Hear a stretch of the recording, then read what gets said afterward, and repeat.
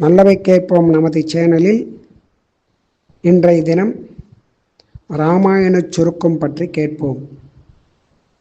நமது பாரத தேசத்தில் மிகவும் பழமையானதும் பெரும் புகழ் பெற்றதும் பெருமை வாய்ந்ததும் மனிதர்களுடைய வாழ்க்கைக்கு ஒரு நல்ல வழியை காட்டக்கூடியதுமான இதிகாசம் என்று சொல்லக்கூடியதான இராமாயணம் மகாபாரதம் என்பது இன்றியமையாத ஒன்று. அதில் ஆதிகவியான ஸ்ரீ வால்மீகி பகவான் இயற்றியது ஆதிகாவியமான இராமாயணம். இந்த இராமாயணம் எப்படி தோன்றியது என்று கேட்டால், ஒரு சமயம் வால்மீகி முனிவர் தன்னுடைய ஆசிரமத்தில் இருக்கும் பொழுது அங்கு நாரத மகரிஷி வந்தார்.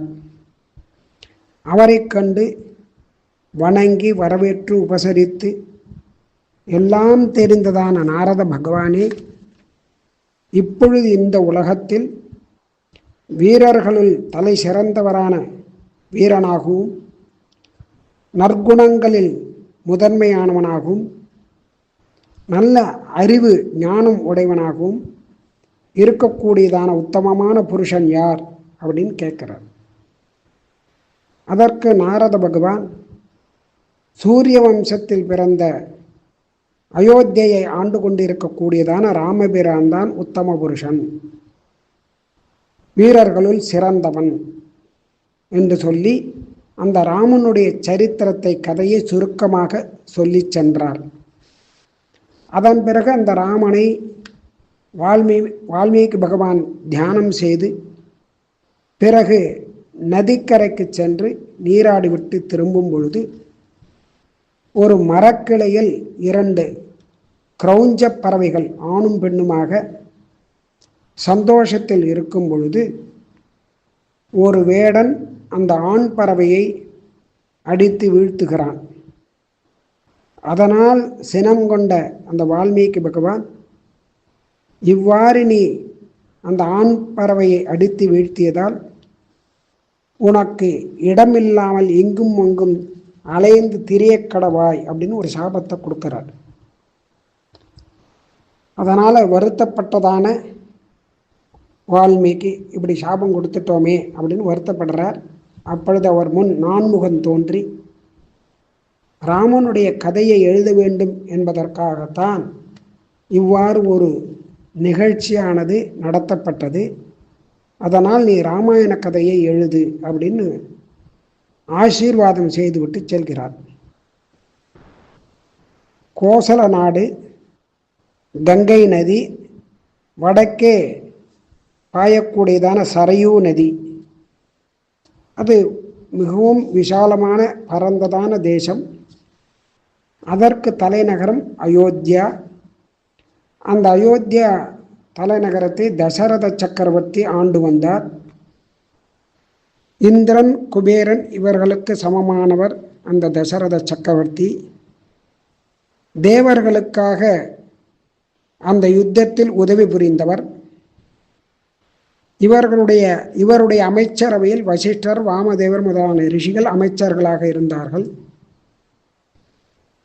ஜனங்களை கஷ்டப்படுத்தாமல்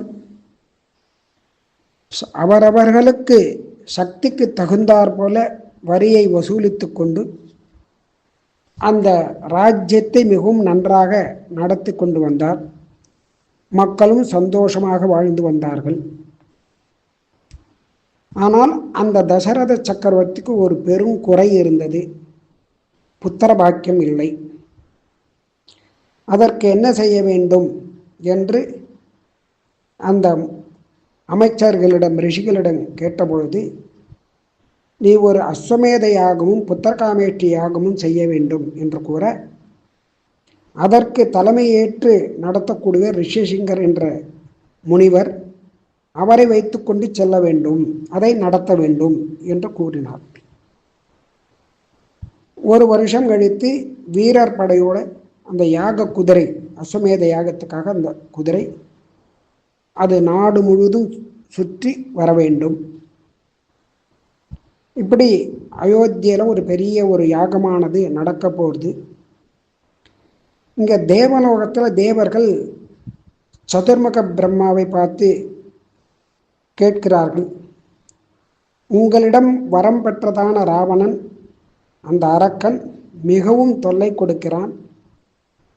அவனை ஜெயிக்கவே முடியல, அவனை கொல்லவும் முடியல. இந்திரன், சூரியன், வாயு, வருணன் எல்லாரும் அவனை கண்டு பயப்படுகிறார்கள்.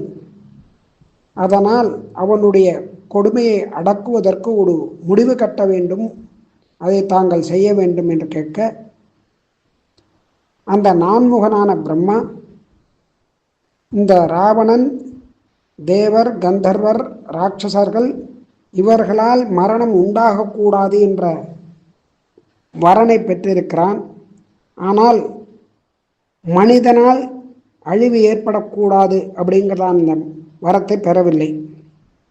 அதனால் எல்லாரும் சென்று மகாவிஷ்ணுவை சரணடைந்து பிரார்த்திப்போம், கேட்டுக்கொள்வோம் அப்படின்னு சென்று அந்த மகாவிஷ்ணுவின் இடத்துல கேட்கிறார்கள்.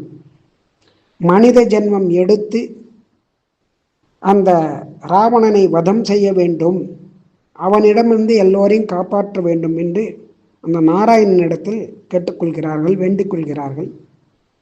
அதற்காக ரிஷிசிங்கரை வரவைத்து ஒரு பெரிய யாகத்தை நடத்துகிறார்கள்.